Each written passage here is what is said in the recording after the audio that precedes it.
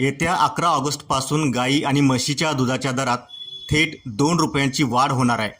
त्यामुळे सर्वसामान्यांच्या घर खर्चावर पुन्हा एकदा अतिरिक्त भार पडण्याची शक्यता आहे. राज्यातील दूध उत्पादक आणि प्रक्रिया व्यावसायिक कल्याणकारी संघाच्या बैठकीत हा महत्त्वाचा निर्णय घेण्यात आला आहे.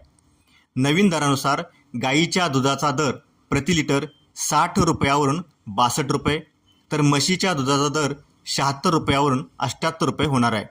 इतकंच नाही तर विविध दुग्धजन्य पदार्थांच्या किमतीतही तब्बल 10% वाढ करण्यात येणार आहे. म्हणजे दूध, दही, तूप, पनीर यासारख्या पदार्थांसाठीही ग्राहकांना अधिक पैसे मोजावे लागू शकतात. पण ही दरवाढ का करण्यात आली आहे? डिझेलच्या दरात प्रति लिटर सुमारे 10 रुपयांची वाढ, साखरेच्या दरात किलोमागे सुमारे 12 रुपयांची वाढ, तर पॅकिंग साहित्याच्या खर्चात 30% अधिक वाढ झाली आहे.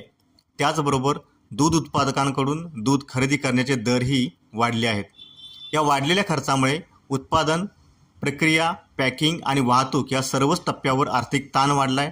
त्यामुळे दूध उत्पादकांना योग्य मोबदला मिळावा आणि वाढत्या खर्चाचा ताळमेळ साधता यावा यासाठी दरवाढ अपरिहार्य असल्याचं संघाने स्पष्ट केलं आहे. 11 ऑगस्टपासून दूध महागणार असल्याने आता तुमच्या घराच्या बजेटवर किती आणि कसा परिणाम होणार आहे हे कमेंटमध्ये नक्कीच सांगा.